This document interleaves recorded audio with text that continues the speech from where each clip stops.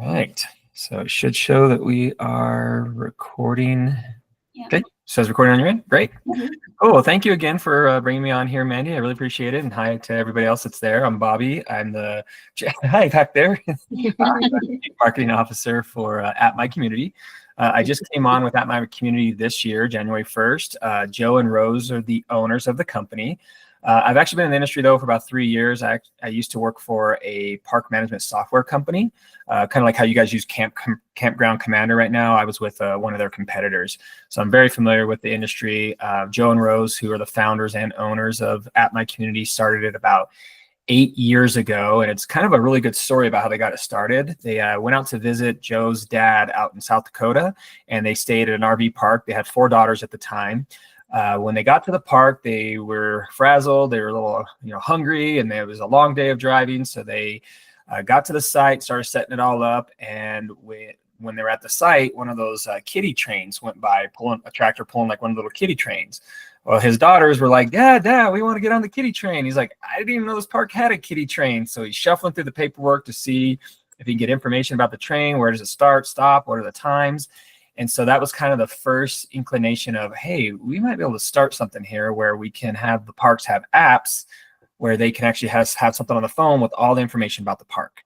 So that's kind of how the story got started. So Joe was a developer by trade, and Rose was in hospitality. She used to work for the Ritz-Carlton, so she traveled around with Ritz-Carlton. So she knew that customer satisfaction was very important. Customer communication was very important. So that's kind of how At My Community began. So now here we are 8 years later. We have almost 200 RV parks and campgrounds using the app. We have about 70, almost 80 Chamber of Commerces that use the app. And then we have a handful of schools and churches and things like that use the app. So just kind of a little background and history of At My Community. So again, feel free to ask questions anytime during this. Stop me anytime. I want to make sure I'm answering the questions you guys have. So what I'm going to do is I'm going to share my screen here, and I'm going to actually show you a demo where I put in Harbor Village Campground and Water Parks information into what we call our studio. So I'm going to make sure you guys can see this screen. Can you guys see this screen right here? Yeah. Okay. So I'm going to be looking off to my right because that's a screen that I'm working on. So that's why my head's right. So you notice here, the first thing I did is I labeled it. So this is the center part of the screen is exactly what somebody's phone would look like. So if you see here on my phone, hopefully you don't get a glare from the windows there. This is the actual app that I put where you can see it, what it would look like in real time on a real phone. So you can see I grabbed pictures from your website. So those are your actual pictures that are scrolling across the top there. So when somebody downloads the app, they can see those pictures. You can change these pictures out with whatever you want. You guys have full control over your app. There is nothing that we can do that you guys can't, except for one thing, and that's changing the logo in the app stores. Because when you get a custom app, you get your actual logo that's on your website. So this logo right here could be the logo that's directly in the app store. So when people download the app in the store, they know they're downloading Harbor Village. You're not downloading At My Community app and then they search for your park like some of our competitors. Oh, that's cool. Mm-hmm. It's your logo. It's your store. It's your logo in the stores, both Apple and Google Play. And you actually have analytics too here. So analytics I can touch on a little bit, but the cool thing about analytics is it'll tell you exactly how many downloads you've had from each device, iOS or Android. It'll tell you how many opens you've had, and you can track every single button that's clicked on throughout your app. So it's a good way to look at the analytics and check out the reporting to say, okay, what's being clicked on and what's working. So one of the biggest differences between us and one of our competitors is you download their app and then you search for the campgrounds in there. This one, you have your own QR code that'll take you right to the stores to download, and it's your app that you control. So everything on the left here is just administrative type stuff. And now you are looking at our studio right now. So the studio is limited on some of the stuff you can and can't do. In the actual real app admin console, and I'll show you this one right here, this is our actual demo app. You see there's some more buttons that are added on here. So, but the app studio does pretty much the same amount. I created the studio for you too. So if you guys decide you want to go with us, we could actually take this studio and just convert it over to a real resort navigator is what we call our app admin console. Or you guys can just start fresh, whatever's easiest for you. But I just want to go through and show you all the cool things it does. One of the things that I really think is important, and I'm not a park owner, but I have I used to. We sold it a couple years ago when our kids got into sports because, as we know, high school sports take over. You have no timing. Yeah. We had a 36-foot fifth wheel, and I pulled my 20-foot boat behind it. So I was like 88 feet long. I don't think it was really legal, but we just got on the interstate and went right down to a lake. So where I'm going with that is it was very important for me because I wanted to make sure I never got myself in a position where I had to go in reverse. So it was very important that when I was pulling into parks, I'm like, okay, if I pull into this park, will I be able to do a full loop to come back out, or am I going to have to drop the boat and then go in and come back and get the boat? So what I think is really cool about how we've designed this app is if you click here, I added this resort map button. If you guys just had to go with us, we actually hand you over a shell that looks just almost similar to this. It has all the basic type of stuff that we think most RV parks and campgrounds use. So all these buttons are just like default buttons right now. But you change anything you want. You can delete buttons, you can add buttons, you can remove buttons, you can change the name of buttons, anything that you guys want to do. Like I can click here on enable sorting, and I can take the resort map and slide right over here and then hit save order. And it already did it on my phone right here. That's how quick it does it. And it's going through a real app store. So it's just real quick and fast. So with the resort map, I click here on it. I've already uploaded your map here. So this is your park map, I hope, right? This is your map. Yeah, it is. I think it might be an old one, but that's okay. Okay. And if you have a newer one, we could just replace it real simple. We just drop it right here. But what I did is the cool thing about this map is it's what we call annotated. So if you click here on this little icon, it'll actually take you to the map and a little bit bigger with some extra buttons up here. I already did this to just save time, but what I'm doing is I'm showing directions from the office on how to get to site, and I just chose 170. So what I did is I clicked up here, and there's little drawing lines that you can use. So you can just click on a line here, and then just click somewhere, and then you just drag, stop, drag, stop, drag, stop, drag, stop. So all I'm doing is creating a line along the road to get to that site. So now that I'm on that site, I can just drop a pin right there now. So now I can say this is site. I can't even see that site. It looks like 2 something, but then what I did is I just drew this on the map. Now, the only downfall, and I don't really think it's a downfall, but it would be time consuming if you wanted to do every single site like this. But the cool thing about it is when you do this first site, after you name it, whatever that site that is, site 224 or whatever it is, all you have to do now is move this pin up one and then just extend this line and then do site 224, add, then move it again, site blah, blah, blah, add. So you just kind of do it piece by piece. So in reality, I mean, you could have this your park is very easy to do. You could have it done a couple hours just by sitting there doing it. The great thing about it is once it's done, and you never have to show people or draw on your map and show them directions on how to get there again, because you just tell them, have a QR code right at the front office and say, scan this QR code and then type in your site number, and it'll take you right to your site on your phone. And then they have it on their phone when they're driving. So hopefully hopefully the passenger has a phone and just tell them the driver where to go. So the driver's not looking at his phone. But I already did it for 170. So if you notice here, I clicked on 170 over here. I already drew it from the office location. I drew them out this way. You could also draw them up this way. Or if you say, no, we want them to come around this way, you draw it however you want. You guys know the park the best. So the cool thing about that now is I go to my phone. I'm like, all right, I'm ready to check in. It says, okay, you're at site 170. Just download our app. Go to the resort map. And I'm actually going to my app here. There's the map right there on my phone. And I'm going to type in the number 170. As soon as I typed in the number 170, it turned the map a darker color. See if you can see it right there. I got a glare from my window. Turn the map a little bit darker. Now I have an exact line that you're looking at on the screen and on my phone. So basically what it does is just makes your life easier, makes the guest lives easier to say, okay, I just follow this map right here and take me right to my site. So I think that's a great feature with it, especially as I go back to my story. I never wanted to get to a spot where I had to back up. So other people I talked to, they show up late at night and they didn't have anybody at the front office and it was dark. They had really no idea where to go. That's a really good way to help them get to their site without getting stuck in sand or, something like that. So I noticed on your guys' website here, you got like a lot of cool activities going on. So I went to the activities page here. I was just glancing through it, looking at it.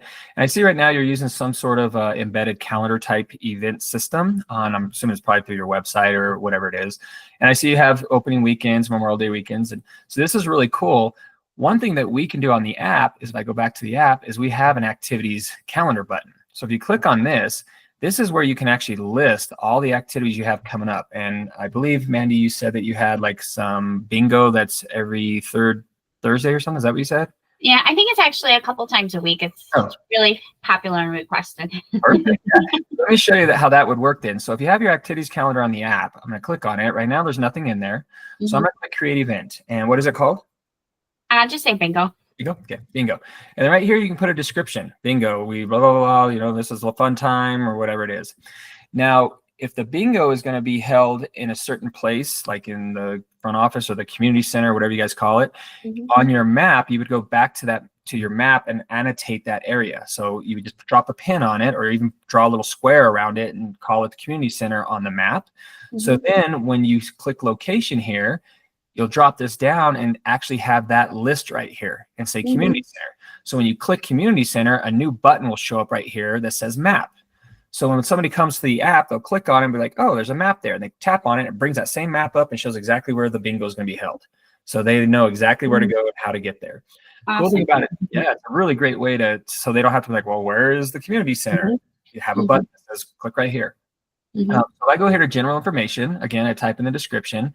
What type of an audience you're going to do it for? Is it family, or if you're going to have like wine tasting, you want adult only, you don't want any kids there, you can just mark it adult or however you want to call. You can change the names of these as well. So I'll click here on dates. So if I click on dates here, I set the start date. Let's say it's going to start on Monday the 31st. It's going to be, we'll say at 5 p.m. I change this by clicking on to p.m. I click select here. I'm going to say it's just an hour. We'll just keep it at that. Or you can make it an all-day event if you're having like an all-day barbecue or something like that. If you don't know what time it's going to end, you can always just check this box, say hide end date. So that way it doesn't have an end time and people don't know that it's actually stopping. And then right here is the cool part, event reoccurrence. So if it's daily or weekly, you can say it's daily, and you said Tuesday and Thursday. Or no, I did it on Monday and Wednesday, we'll say. You can check those two boxes and then select when do you want this to end. So if you close, say, October 15th for the season, you could just have it go all the way out to October 15th. So pick the end date. I'm not going to put an end date right now. So right there, you already set up a reoccurring event. So you set this up once and now it's done. It'll fill in your entire calendar here. I'm not going to put location. You could also grab a header image. This is really cool too. So you could choose any type of header image you want to put on here. If you have a picture, say, of one of the previous ones that you've done, the bingos, and you want to use that picture, you can certainly upload it here. Or if you just want to find a stock image, we have 3 different royalty-free companies that we use. That's all included with your subscription. So you could actually click on one of these and see this is the company you go to, but you don't actually have to go there. I can just type right up here, bingo, do a search, and it brings up every single picture that has something to do with bingo. So I could grab one of these pictures, and these are all royalty free, so you're free to use them. You can grab any picture that you want to use here. Or what I think is really cool is we are connected with AI. You know, AI is like the big topic right now, right? You can actually generate an image. So if I come up here, say bingo, we're connected with ChatGPT, and it's AI driven. So if you want to pull in just like a caricature type image, I typed in bingo. So of course with ChatGPT, it takes a little time just pulling all kinds of information to come up with this bingo type image. So I don't know how long it's going to take right now. It might take, a minute or two, and I don't want to spend too much time waiting for it, but I'll just close this out. So again, you have those options of what types of pictures. And what that does, I'll just grab a bingo picture here real quick again for you because that's easier to go through the stock images faster. See, I want to grab this one because it's a bingo card. I click OK. And now when I click OK, it uploads the image, and it's going to put it right at the top of that event. So, of course, it's uploading the images because it's pulling from the internet. But what it does is it puts it right up at the top here. So there's your image. I come down here, I click submit, and now I have this event created. So, I have to do location. So it's it right there. I got an error saying I couldn't complete it because I got to have a location. So I'm just going to call it the clubhouse. Hit submit. Okay. Now this event's in here. One really cool feature about this that I always say one, it's all kinds of cool features. So it's not just one, but we have now just within the last, I think it was like 3 weeks ago we released this, you can now build flyers directly in the app. So if you want to have a flyer to promote and pin it up in the clubhouse or take it to a local place around your park where you can say, hey, would you guys promote this for us? Right here, these 3 dots, you come over after you create the event in here, you go to 3 dots, and right here it says create flyer. Click create flyer. It will automatically pull in any sort of background picture that you would have had if it was one of those generated images.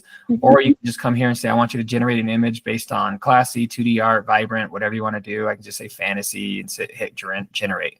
So of course, this is using ChatGPT as well. So it takes, probably like a minute or 2 to pull in everything from ChatGPT. But what's really cool is it's doing it for you. So you don't actually have to sit there and design one. I don't know if you go to like Canva or any other type of flyer building type system out there, this could actually replace it. Now, this is a very broken down type flyer maker. It's not as advanced as some of those other ones. See, this is one of the limitations with using the app studio is you can't really do it right here. You can only do it through the real. Oh no, I guess it does come through. Oh, there you go. So see right there, it just went and pulled in some sort of image from ChatGPT. As you can tell though, it's ChatGPT because they don't know how to spell bingo. So be very careful when you're pulling in and double check everything because, with ChatGPT, it's not 100% accurate. So always double check everything. Because you can see like here, there's some different weird looking symbols and stuff. So just be careful with that whenever you're pulling stuff in. So that's why I like using the photo stock stuff personally, because I know it's a real picture. But the good thing about it is it pulled all the information right from the calendar that you already created. So you can click on these now and move them around where you want. So you can move Clubhouse down here. Our entire app is also QR code generated. So right now it's not on because we're in the studio, but if this was on, this would automatically have generated a QR code based on the map location. It would be right down here in the corner. So people could have just scanned that QR code if they saw the flyer to see where it was located on the map at your park. So every single time you put a button on or put an icon on the map, it'll automatically generate a code that relates that part of the map to that QR code. What's really cool about that is leads me back into going, I'll kind of skip over to this part. Let's say you guys have 6 restrooms across the park, and one's over there. You have men's and women's over by the swimming pool, then men's and women's over by the playground. Let's say somebody's in the men's bathroom in the playground and there's a clogged toilet or it's out of toilet paper. You can actually have a QR code on like a laminated flyer in the bathroom that says, if this bathroom or restroom needs assistance, please let us know by scanning this QR code. They can scan that QR code. It brings them right to a form that they say, and the QR code is related to that part of the map. So that form you guys create, and I'll show you that here in a minute. You can create that form and say, collect their name, site if you want to, or they can just be completely anonymous and say, let us know what's wrong. You can have a drop-down box that says, needs toilet paper, or clogged toilet, or leaking water, or something like that. They drop that down and hit submit.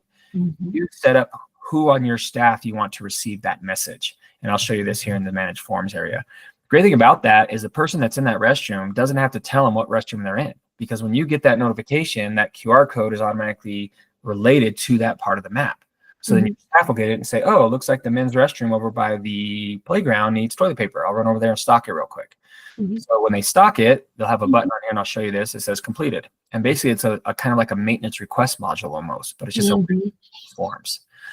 So another cool thing about this, I would say, with going back to the activity section, I'll go back to that form section here in a minute, is every time you add an activity on here, it just keeps going down the list here.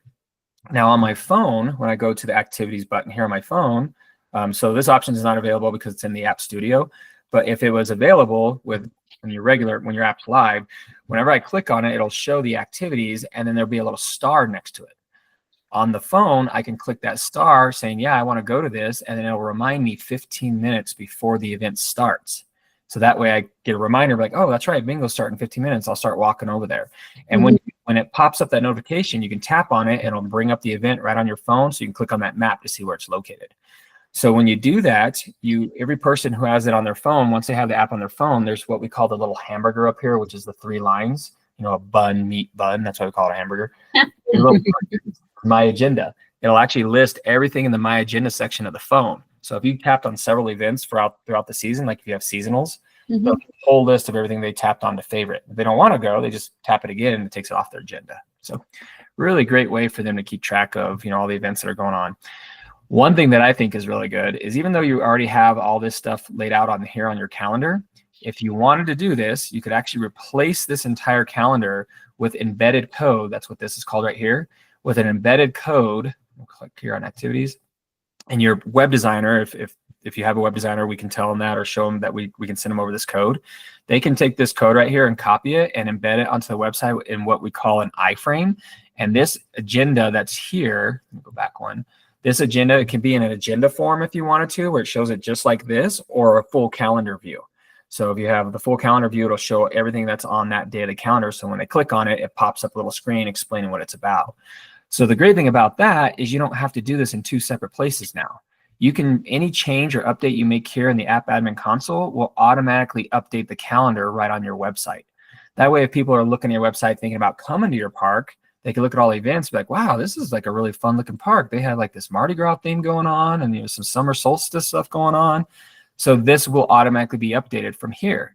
So, and even though somebody's already built this out for the season, this would probably take maybe a half hour to an hour to put onto this schedule of events. So it's not like rebuilding the whole thing. Then you just embed it on the website. And then now you just have one place to change it on the app and on the website. It's a great tool that we put into place. So I'll go back out of the activities part, because activities I know are big with RV parks and campgrounds. I talked about resort maps. You could add your amenities here as well. So these are all default buttons. I did notice you guys do have mini golf there, right?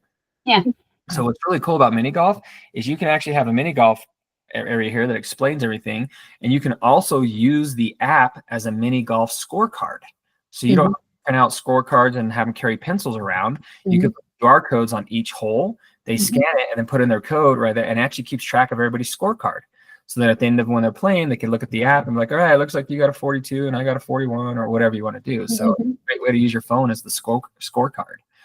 One thing I do that with other sports too, like horseshoes or shuffleboard or bags.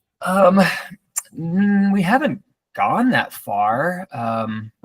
We could look into that, because the way we use the scorecard is basically done through what we call our scavenger hunt module. So there's a scavenger hunt module that you can use here. So I don't know if that would work for keeping score for like bags or anything like that, because what it does is it uses like a scavenger hunt, and you program it to say at this hole it's a par 4, and so when I say program, it's not really programming, you're just adding numbers in. So I don't know if that could be done. That's a good question. Let me ask Joe. Joe's a developer. I'll ask him, is there a way you think we could do that, where they'd have a way to keep track of scores? I know that's how I am whenever I play. I guess you guys call it bags, we call it cornhole, but when I play cornhole, we're always like, okay, what was the last score? 10, 9, 8. Yeah, so I don't know, maybe we could look into that. That's a good question. So, but what I did too is, again, these are all the basic module or buttons up here that just are defaulted. But what I did, since I was on your website, is I added one called water slides, because I see you guys got a really nice water park. Clicked on water slides, and then I went out and did a search on YouTube and found this kid posted a video. I don't know if you've even seen this before, but I'm pretty sure this is your park, because he said Harbor Village in here, so I grabbed it. And that's the cool thing about our app, is you can take any video that's out on YouTube and put the link right here, and it'll actually display at the top of the area there. So I clicked here on this video, so you can see this kid. You can go, oh my god, that's so funny. He's got his selfie stick, and he's going down your water slide, and so just little things like that, it helps promote your park more, because people are like, oh, that's fun, I want to go there. And then so what I did is I just wrote in here, enjoy the water park. Can you hear the sound on your end? Can you hear the sound on your end or no? No. I didn't think so. Like here, he's screaming. He's like, what?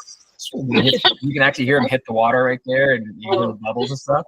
So yeah, so this kid put it out there. So, and all it does, it'll just start repeating. So, and since he has it on YouTube as public, you guys are free to use anytime you want to, because he's private. So, and he's talking on it too. So, but then another thing that I did here is I added some buttons here. They're not live, but I'm showing you what you can do with them. If you guys have a water park waiver form that you require people to fill out. Now, I don't know if you already do this through your park management software system or not, but if you don't, you can actually utilize our app to sign waivers. So you create a form here. When you create a form, this is a good time for me to go into the form area. You'll see I already have one called liability waiver. So I clicked on forms here, manage forms. I already created it. So to create a new form, you just click add item here. But to save time, I created a liability waiver form. Here's this entire liability waiver form. This is a generic one that we use for like paddleboarding, kayak canoe, stuff like that. But you can see this is a whole list of forms. Now, if you've ever made a form like on Google Forms or Microsoft Forms, it's the same concept. When you come here to the form button, you have all these choices of form fields that you can use. And you can change these out with whatever you want. The asterisks mean that you have to, it's required. You have to fill that out before you can move forward. So you guys have put all the information here about your own risk. And basically what this does is this develops a legal document to not hold you guys liable. So if a dispute ever happened or somebody tried coming after you, you could get with your lawyer or your insurance company and say, hey, here's the form that they filled out. They signed it. So there's a little signature box. And they do this right from their phone. They can go right in this form and fill everything out right from their phone. And then right at the bottom there, they use their finger to sign it. And then what that does is after they sign it, it actually becomes a legal document that you have access to by going back to the manage forms. And right here on this little clipboard, that's where everything is stored. Now, obviously, this is in the studio, so I can't do it, but it would have everybody's name here, the date and timestamp that when they filled that form out, and it'd just be a whole list of forms right here. You can export them all at once if you wanted to, or if it was a form that, say it was from last year and you don't need it anymore, you can just click on it and say archive, and it'll be in the view archived area. So you see view archived, and we have an active area. So this keeps track of everything. The really cool thing about this too is whenever you click on the person's name, it'll give you all the details over here on the right, and then it'll say download PDF file. So you can actually download that PDF file and hand it to your insurance company or your lawyer or whoever needs to have that information. And you could give them all, you could export it to, which gives them all the date and everything. The thing about apps is because people are downloading it on their phone, their Apple ID or their Google ID is always tied to the app. So there's another, I don't want to call it a secret, but like another embedded type ID that relates to the phone specific. So if somebody tried to say, I never downloaded that, I never signed something like that, you could really dig into it and be like, yeah, you did. Here's your Apple ID. You know, if you had to ever go down that path, hopefully you never have to go down that path. But that's the great thing about apps is it kind of gives you a sense of protection if something ever happened. So that's how the forms work. Reservations, you can actually have a reservation button on there, and what that is just a URL that goes directly to your website. So you could actually click reservation. You'll see I already put the link in there for your website. I noticed you guys are using Campground Commander. I did, and we had this conversation right offline too. I noticed in Campground Commander they just took a screenshot of Google and just added the sites manually. I don't know if they have the capability, which I don't know why they wouldn't, but they should be able to upload your actual map on here now and actually have the real map that you guys have, the newer version. I think you said you have a newer version.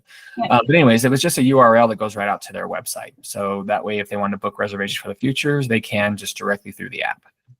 So that's a little bit about that. Messages is just, it's all the messages that you send out through push notification.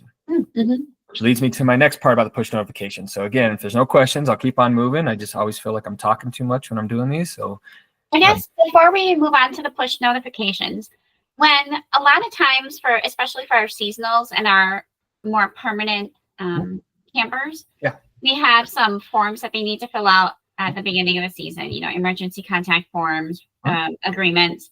Can those be included in that forms area when they make a reservation? Yeah. Anything and everything that requires you to have them fill something out to collect information from them can be done through the forms. You have unlimited amount of forms you can make here. So you see I got all these forms here right now. If you want to do that one, you click add item and you say liability. Or what was the form that you said that you haven't fill out? What's one of them? Just the name of it? Like an emergency contact form. Perfect. Emergency contact info. You can just do that.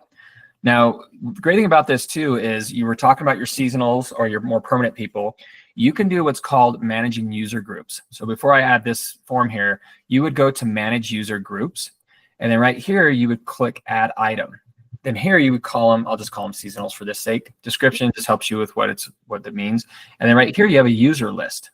So I can't do it right now because of course I'm in the app studio, but with the user list, if you already have all of their email addresses, say from their reservation software, you can export that from your software as a CSV file, and Campground Commander will know how to do this. If you guys don't know how, we can help you out with it. And then we just import all of those lists at one time. So then you have, and they're all related by their email address. So we import that entire list with their email address.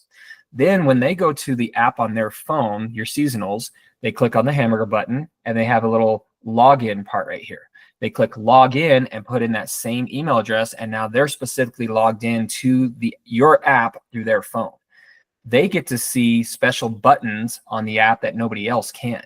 So if you noticed here when I was on the home screen, and I'm going back to the form piece of this, but I'll show you here on the home screen. If you notice on the home screen, I can come here to one of these buttons and I can create a button here called seasonals.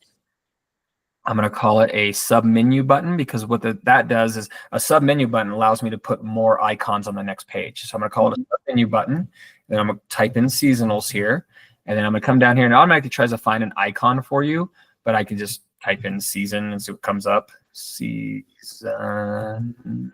See if something comes up. I'll just grab this. Okay, so then I'll use that icon, hit submit. Now I have a new button here called seasonals. I can click here and click this pencil, and right here it says restricted item. Restricted items asking me, okay, who are you going to restrict this to? Well, you already created your managed group, your user group of seasonals. You drop this down and that list of seasonals will be right in here, right in this drop down. And then I'll just do app admin for right now, and then I click submit. As soon as I do that, you notice it just put a red banner right there. Now only the people who are logged in, and I'm logged in right now so I can see it, can actually see that seasonals button. But if I was logged out, I go to log, well, I can't log out because it takes me out of the app. But on the regular app, because this is the studio again, the studio is limited with stuff, that button would go away if I wasn't logged in. So that makes it where general public people can't see what the seasonals see. But going back to your question, you would tell the seasonals, hey, log into the app. Once you're logged in with the email that you gave us, all they have to do is click log in, put in their email address, set a password, say log into your app, and we need you to fill out the emergency contact form. So then, and that can be done ahead of time, right? Or at any time, really? Anytime. Yeah, anytime. If you know that, like right now, if you know your seasonals are showing up on, are you guys opening what, April 15th, or when are you guys opening? 15th. The May 15th? Yeah. So if they're showing up, you can tell them right now. Say, hey, we got a new app for our park. We want you guys to click here. We've uploaded your information, and you could walk up through on how to do that and say, we need you to fill out everything right now before you show up to the park. That way, everything's already done. And so right here, I'll click add item. And here I'll make this. So this is where you put in a custom form. So you've already made the form first, so I'm kind of skipping steps for time's sake, but you already made the form already called emergency contacts. And that's what I started doing, but I can't upload the list. You would come here and click on custom form. And it's going to, right here, you would say emergency contact again, because this is creating an actual button in this sub menu that only the seasonals can see. I'm just going to type in emergency. Right here, that form will be listed here that you created, or your staff created. You click on that form. I'll just click on liability waiver. And then of course, it's always going to ask for an icon. So you could just type in form or emergency or whatever you want to, and pick whatever icons you want, it doesn't matter. And then click submit. Now they will see that button there that says emergency contact information right on their phone. So now if I go here, I see that button just showed up here on my phone. So I would click on it, and the entire form, this is the liability form. As you can see, I'm trying to stay away from my window. Then they just fill it out right there on their phone. Or if some people complain saying, well, it's kind of hard to fill stuff out on my phone, so we can do it on an iPad or a tablet too. We are in the works of doing what's called web-based app, and Joe is actually developing it right now. We don't have a date yet when he wants to release it. He's doing some testing. What that is, that means the app that's on your phone, you can actually go to a special URL for your park, and it'll show up on a website. So then what they're seeing on the phone will show up on the website. So then they could do it from a laptop, which is a really cool feature, because I like doing stuff because I can type with all my fingers. So that's how you do it. So you can do any form that requires collecting information. Let's say, for example, you charge your seasonals if they want to bring guests to the park. Do you require that? So you can have a form that they're required, either the seasonal can fill out or the guest that's coming fill out, a liability information form. The great thing about when you're having forms here is you can actually, I don't know if it's on here or not, to see report an issue. Yeah. So you can actually have one of the form fields be a picture icon. So for example, say you want a picture of their rig and the vehicle that they're driving before they get there. Tell them fill out the form, because we keep track. We don't want some, yellow school bus with spray paint all over it showing up. So you can look at their rig and say, all right, we don't approve of this rig being in our park, because we have, if you wanted to go down that path. Or some of our parks, what they do is they make the seasonals or their guests fill out this form and then take a picture of the license plate and that way you guys have all these pictures on your admin console. So if your staff is walking around, or if you have a security guard driving around, he sees a vehicle that he doesn't recognize, he's like, okay, that vehicle's there. Or the security guard could have been part of that notification after they fill out the form, that he'll get on his phone and be like, all right. The only downfall though right now is you have to view the picture from the website right now, or from the admin console. You can't see the picture on the phone when it's submitted.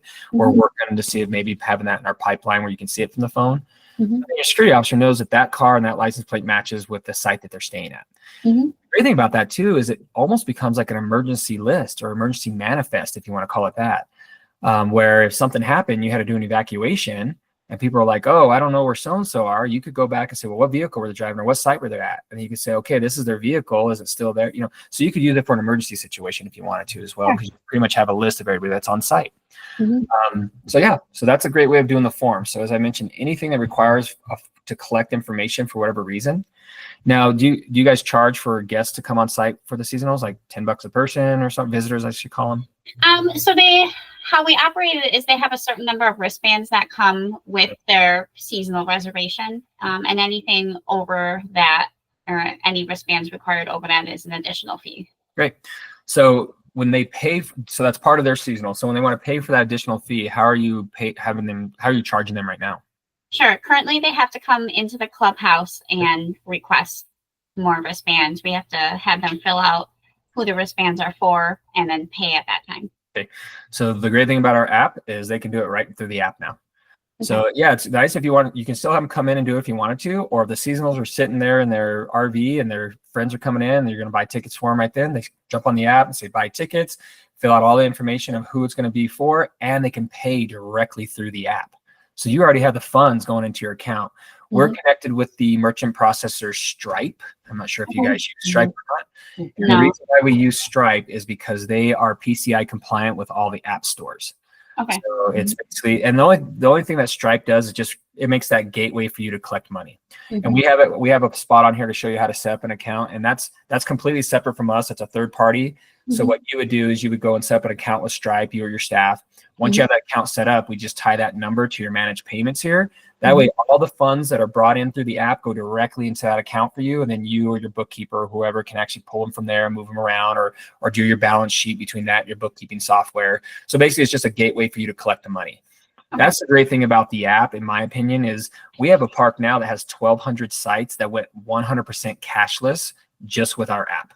Everything they do on their park for 1,200 sites, and they have a water park, they have laundry mats, everything is paid for through the app. All their events that they host, like bands and stuff, all the tickets are paid for through the app.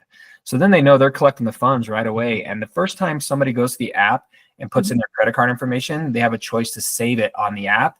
And that's why we use Stripe, is because it's PCI compliant and it does what's called tokenizing. So you never get the credit card in the app. It becomes your credit card number becomes like a 64-digit number through the app that people cannot just, well, I'm sure hackers out there could do it because we know how hackers are. But the great thing about it is once you store it once, you never have to store your credit card again.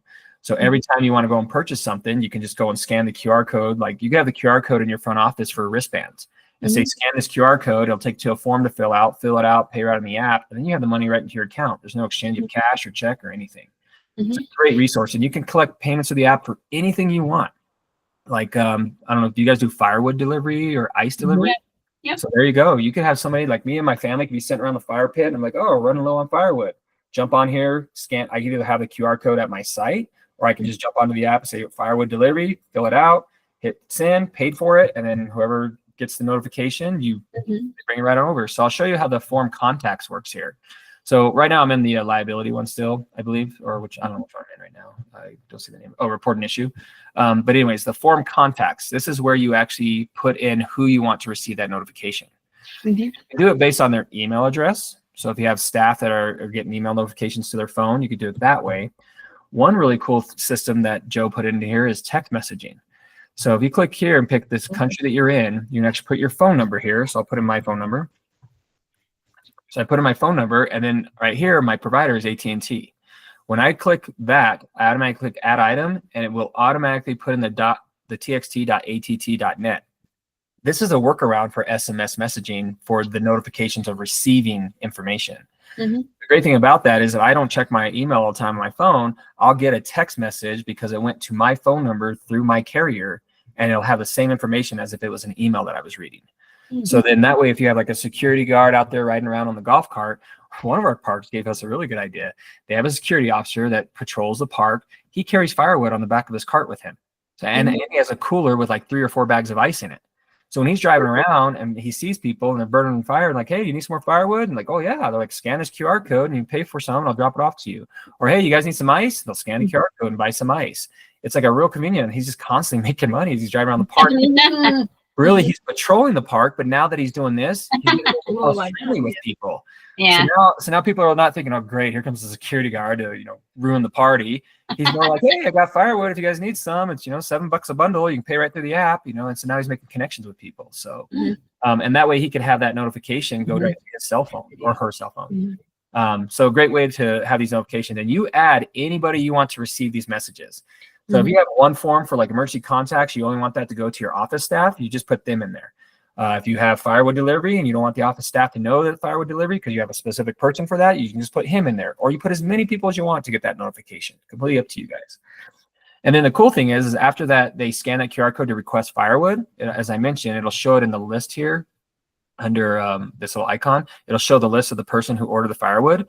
Once he delivers the firewood, he'll have it on his button, or your staff. He could radio to the front office and say, hey, I just delivered firewood to site 64. Can you clear them out? that person can click on their name and it says complete. And what it does is just pulls it off this list. So it's kind of a way to keep track of things as well. So, and we'll have unlimited training for you and your staff. So that way we can train everybody so they know how it works. We'll help you with building stuff out. If you notice this little green button down here in the right corner, we have an entire knowledge base with videos and how-tos. Also, there's a chat feature that goes directly to Joe's phone, Joe the developer. People are like, really? Don't you just get inundated with a bunch of requests? He's like, well, no, because we have a great product. And a lot of our product, the only time he's really getting questions is like, hey, we're thinking about doing this. How can we use the app to make it work?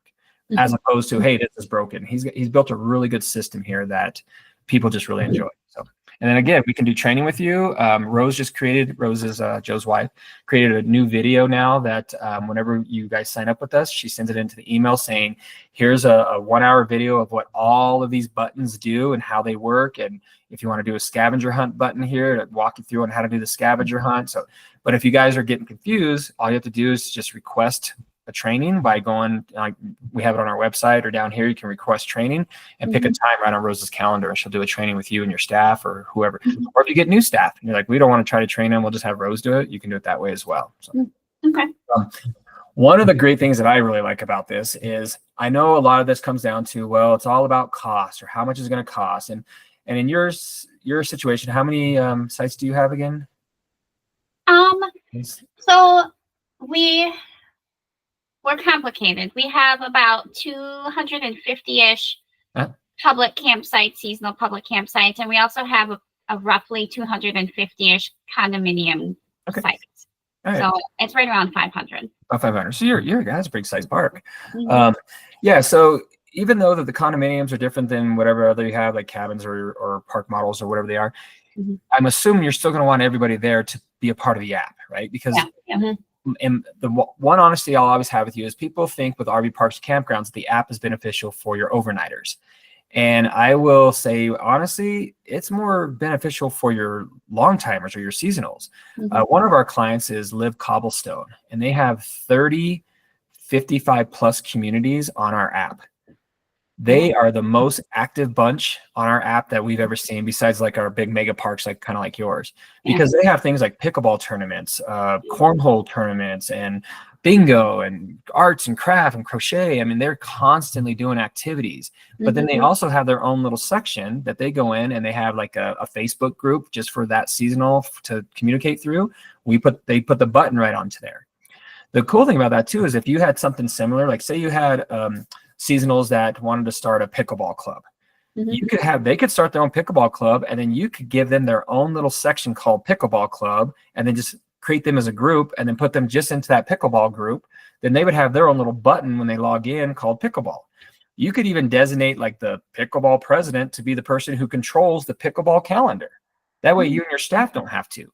So they have full control over it, and you only limit them to that calendar, but you can still get in and override them as well. So it's not like you don't have control once you give it to them. So that's just a great feature that gives them a little bit more buy-in. They're like, oh yeah, we use this app, and I do the calendar, and I show the events, and I take the pictures and all that type of stuff. So, where I was going with that piece of things is you can actually generate revenue from your app if you reach out to local businesses around your park. So you can have any type of button on here called food and local area or local attractions or something like that. So I'm going to click on the food and local area button here. When I click on this, I have other buttons that are inside here. I can say as a dining, attractions, outdoor stuff, banking, whatever. So I'm going to say, okay, there's a local place nearby that I want to help promote. What you guys can do, or you and your staff could actually go to that place and say, hey, we have a brand new app at our park, and we want to help promote your business, but we want to help offset the cost of our app. Are you willing to pay us? And you make up whatever number you want. It could be 50 bucks, 100 bucks, however you want to structure your marketing plan. You could say, pay us, I'll just say $100 because it's a round number, $100 a month, and we'll advertise your business on our app by putting you right here into our dining button. So I'll click here, and you can actually take your laptop with you and go meet with them and show them how you can do this live right on your laptop.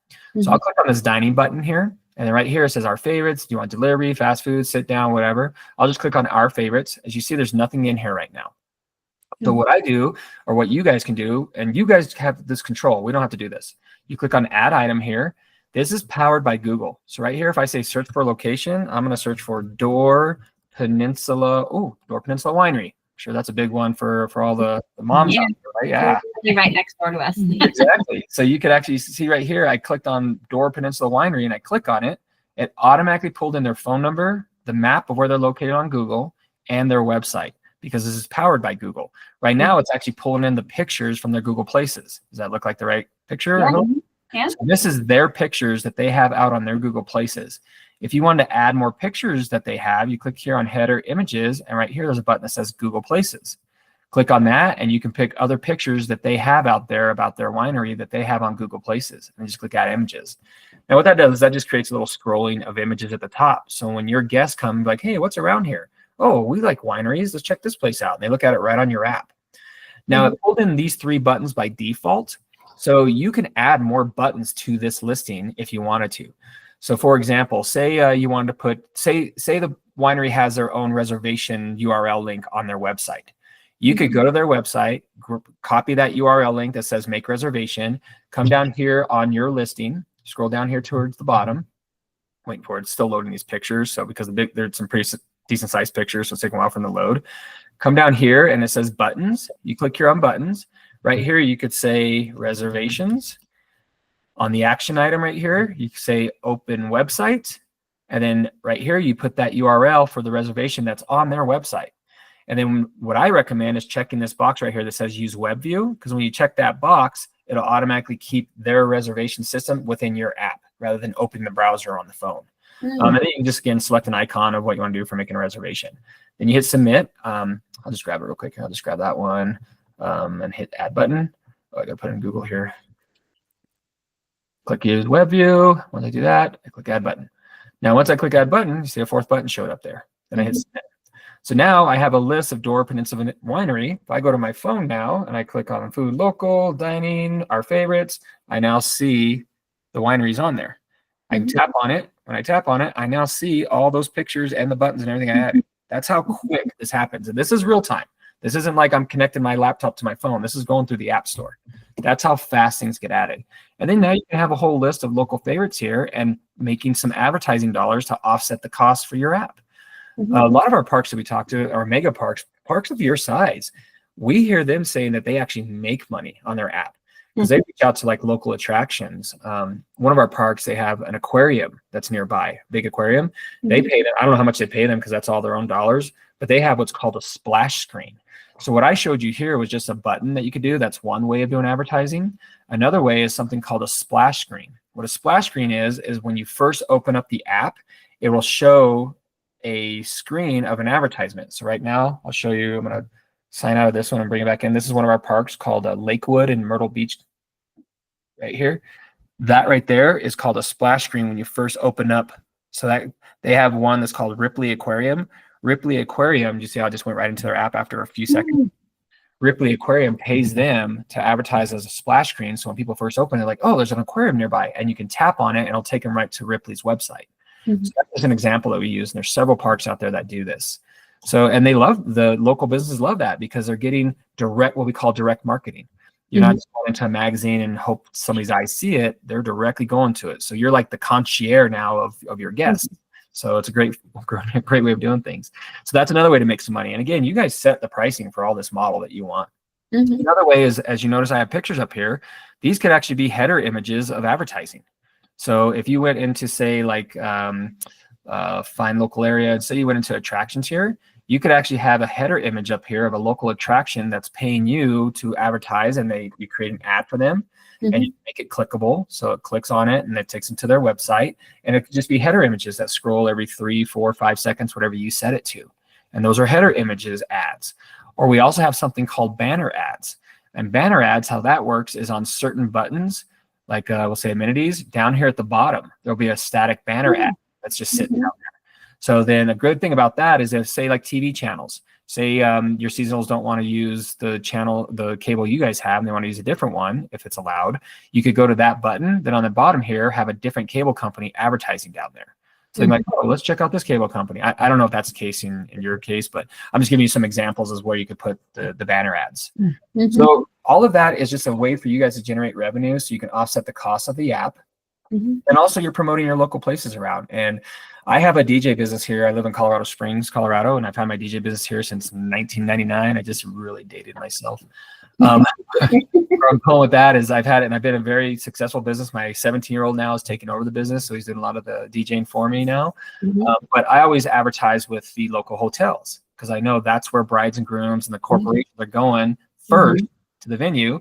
So I always make sure I was in their magazine, on their website. It's the same concept with you guys. When they come to your park, that's the first place they're going to. So these local businesses are like, all right, we're getting in front of the people that don't know the area, and you guys help them see that area. So scavenger hunt, I talked a little bit about. Scavenger hunt you can do for like around the park. I think I saw you guys do like there's trails and stuff around the area. You can do a scavenger hunt with the trails where you could have, go to mile or trail marker 3 and take a picture with the bird house that's hanging from the tree or something like that. So just kind of makes it a fun event. What another great feature about this is you can actually create all your staff into their own group right in here in manage user groups and have all the staff with their emails in that group. And now you have an employee section or staff section on the app that when they log in, they only see that, or they'll see that extra button called employees. Some of our clients, they actually do their entire scheduling for the employees in there by using the activity, or not the activity schedule, but a way to do the scheduling in there. They've created a form to request time off. So the employees can go right to that form and say, hey, I'd like to have this weekend off or these days off. And it goes right and it notifies whoever it needs to notify. And then they do other activities such as a scavenger hunt. So if you have new employees that have never been to the park, you could do a scavenger hunt around the entire park. So instead of them sitting there listening to you talk about the park, you say, all right, you got till Friday to finish a scavenger hunt. Then they're walking around the park or driving around the park, going to the scavenger hunt and saying, oh, I got to go to the swimming pool and take a picture with the penguin by the swimming pool or something like that. That way they're getting familiar with the park and they're using the app. Because the biggest question we have from a lot of people we talk to is, how do we get people to use our app? How do we get them to download the app? If your staff is using it and they're happy with it, which in this case I would think they would be, they will encourage the campers to use it. One of ours I want to show you here on our demo app, which I think is really cool, is hookup how-tos. So a lot of times you guys are getting questions from your guests like, how do I do this? How do I do that? Train the staff to answer the question and then say, but let me show you on our app where you can find that information. And then they pull out their phone or they have them scan the QR code to download the app, and your staff walks them through on where to find that. Because once they show them once, the people are like, oh, I didn't realize you guys have so much information on your app. This is great. I'm going to make sure I look at this more often now. Here on our demo app, I have a how-to or a hookup how-tos button. So right here, it tells you about how to do all the hookups: electricity, sewer flush, sewer hookup, water hookup. Because especially during COVID, when that happened, we had all these brand new campers that came about, and they're like, what is a sewer flush? It's like, oh my gosh, really? So the good thing, and the cool thing too, is you can promote your local staff. So if there's a maintenance person or somebody who's really doesn't mind being on video, you could go to the sewer flush area and be like, all right, Bob, I want you to show us how to do the sewer flush. And start recording with your phone. Like, hey, Bob, tell us how to do this and have fun with it. And Bob be like, all right, you do this, and you do this, and this is the best way, and blah, blah, blah. So you video him doing that, then go and throw it out on your YouTube channel. Put it out on your YouTube channel, because now you have information out there on a marketing network or a marketing channel. Then you grab that URL link, and when you grab that URL link, you can actually paste it right here in the video link button, and now you have a video of Bob talking about how to do the sewer. So then when people watch the video, they can now go, and when they watch the video, they actually watch it and say, okay, now I know how to hook it up. And then they'll see Bob out on the cart, like, hey, Bob, I saw you on the video on the app. Showing how to do that. That was helpful. So you're making a more of a personalized experience for your guests out there. So if you want to do it that path. So as you can see, the options are like almost limitless. You can do so much with this app. All this message button is where everything's stored anytime you have a push notification go out. So now I'm going to go back to the push notifications that we were talking about earlier. Push notifications are anytime you want to let people know what's going on in the park. And you can do this either from the app admin console by clicking on the send notification button. And when you click on the send notification button, of course, it's not going to show up because I'm in the app admin. Oh no, I'm not in the app admin console. I was waiting for it to load. So the send notification button is you can pick which group you want to send it out to. So if you wanted to go to everybody in the park, like say, for example, there's a high wind warning that you guys just got notified about, and you notice a lot of people still have their awnings out. You can go to the send notification button, click on that button and say, high wind warning, pull in your awnings. This is actually a fun one to do. So if you ever get a chance to do this and you get that high wind warning, send out that notification, then go outside and watch them all. You see all the electric ones, because nobody's coming out to crank them closed. You just see all the awnings start going in. It's pretty cool. So, but yeah, that's a fun one. But you could also use it for like an emergency situation. So say there's a lost child or a lost dog or something like that. You can send a notification out saying, hey, and you can even have a form on the app that says, notify us if you have a lost child or a lost dog. So if their dog's missing, they jump on the app real quick. Of course, they could always call the front office and do this as well. But if it was on the app, they could fill it out real quick. And even if they have a picture of the dog on their phone, upload that picture. Then you guys can see the picture and send a notification out saying, hey, be on the lookout for this dog. It's running around the park somewhere. So just another great resource tool about communication. So the notification piece, or if there's a schedule change, like say the weather's bad and you're not going to be able to do the pickleball tournament now, you can send a notification out saying, hey, just so you know, pickleball tournament's canceled. But we did do I don't know if you noticed on our demo here, but we are going to have a pop-up margarita making class instead. So the cool thing about this is we do 3 Margaritavilles. They have our app, and I think it's one in Auburn. Auburn did this as a test trial where their bar was not very full with people. It was kind of empty. They're like, how can we get some more people to come to the bar area? Well, instead of just saying, hey, the bar's open, come and have a drink, they said, let's just call it a margarita making class and charge $20. They're like, hey, we're having a pop-up margarita making class. If you'd like to go, RSVP and pay here and come on over. We got all the materials ready. And they had like 10 people show up. Right there, they just make $200. So like right off the bat, it's a great way to generate revenue that way as well. So yeah, but this is our demo app. So it's a lot more advanced of what I've been showing you with the Harbor Village app. But if you guys do like concerts or anything there, you can actually have event tickets. I don't know if you guys have like bands that come in and play music or anything like that. You guys charge for it? Yeah. Yeah. So you can actually have them pay for the tickets right through the app. And say, for example, your fire marshal says, hey, you can't have more than 150 people there during this concert. You set the tickets at 150. So when that 150 tickets sold, they will not be able to buy tickets anymore. And you already have the money in your account. And you can have a disclaimer saying, if you RSVP and pay for this, we're not going to refund you because we already paid for the bands to come. Unless you're a nice person, you're like, oh, okay, we'll go ahead and refund you for it. You can actually do the refund right through the app admin console. So another great way to generate revenue. So any questions or anything right now? I know I've been talking a lot. I've been recording for a long time too. So I know your board probably be like, man, this guy can talk. But I get so excited when I start talking about the app and all the cool things it can do. So I think the only question I have is when our campers fill out their forms or whatever, is there a way to track who has or hasn't filled it out? So, Sue on site 60 hasn't filled out her forms yet. Or yeah, the only way you'd be able to do that is if you come here to the manage forms area, you would have this little icon here. This is the clipboard icon. You would click on it and it will show the entire list of everybody who's filled this out right here. Okay. You could look through that list and say, okay, I don't see her on there. Of course, you might skip past it, but you can also export the data and compare it to your site list and say, okay, and just kind of do a quick comparison that way. That would be like the only way because it'll show everybody on here who's filled it out. And that would be like the only way that I could think of that would be able to track who has not filled it out. Okay. You'll have a list of everybody who did fill it out. So then you can just compare it. So yeah. And even if you do like a seasonal, we call them contracts or seasonal agreements or something like that, you can do the entire seasonal agreement on the app. We have a park that does 0 paperwork now. Every single seasonal agreement is done through it. They fill it out right through the app. It's a quick, easy form. Where you're supposed to initial, they just put a little check box, yes, no button. I agree, or yes, no, or something like that. Then when they get down to the bottom, they sign it just like a DocuSign form. So basically, this app can replace DocuSign if that's what you used. It can replace Canva for your flyer making. It can replace any sort of, replace your activities calendar. I mean, it becomes a centralized location to but to enhance your park and all the guests and staff experience. Yeah. So any other questions? I know we talked a lot too at Waco. I talked about banner ads, community setup. So again, you guys can change out any of these icons you want. They could be different shapes. You guys have full control.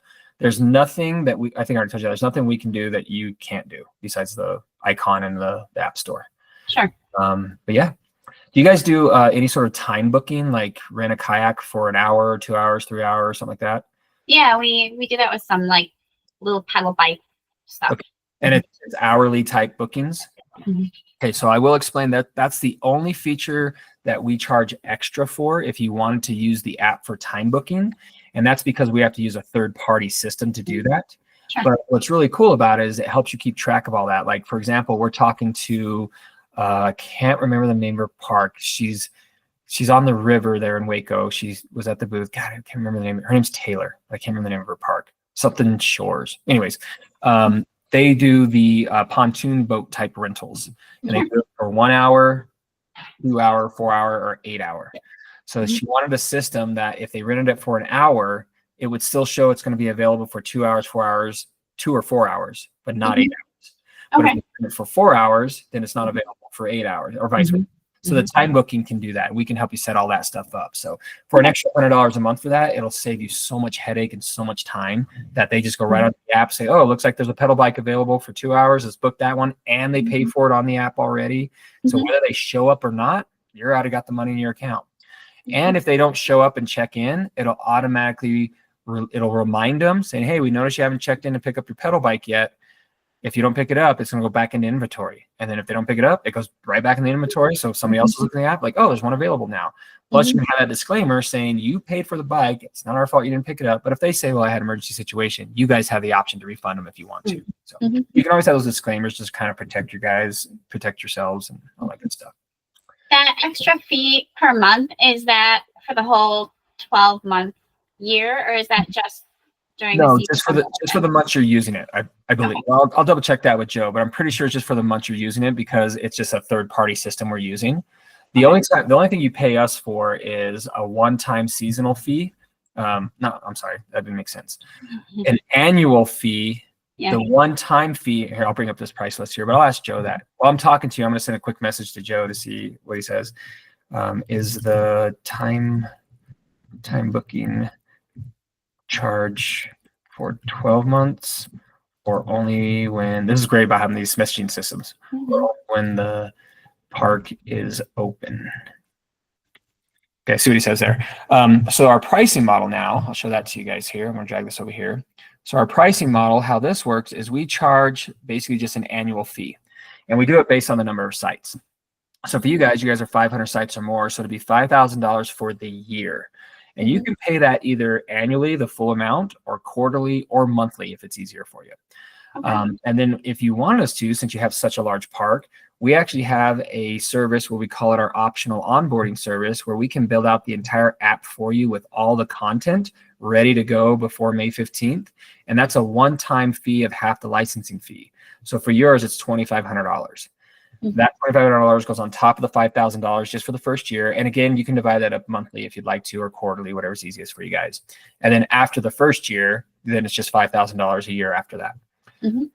That includes everything you want us to do. Now, it wouldn't include necessarily the map where we had to do the annotation, because we'd rather have somebody like you on your staff do that, because you know your park better than we do of the best directions to go. And again, once you have one person start that, they're like, oh, this is easy. It just takes time to get it taken care of. But we would do everything else, like kind of what I did here already by pulling in some pictures and adding stuff here. Even your activities, we could pull in everything from your activities so you guys don't have to. And send that embed link over to your web designer, say, hey, take down the calendar you're using now and throw this calendar up there and embed it on there. Then that way you have one location that replaces that other part.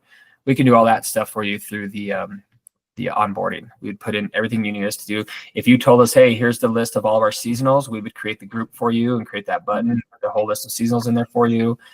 We could help with designing the forms of all those forms you want built out. So this is just a service that we provide that way you guys are like, okay, we know we have an app ready to go May 15th.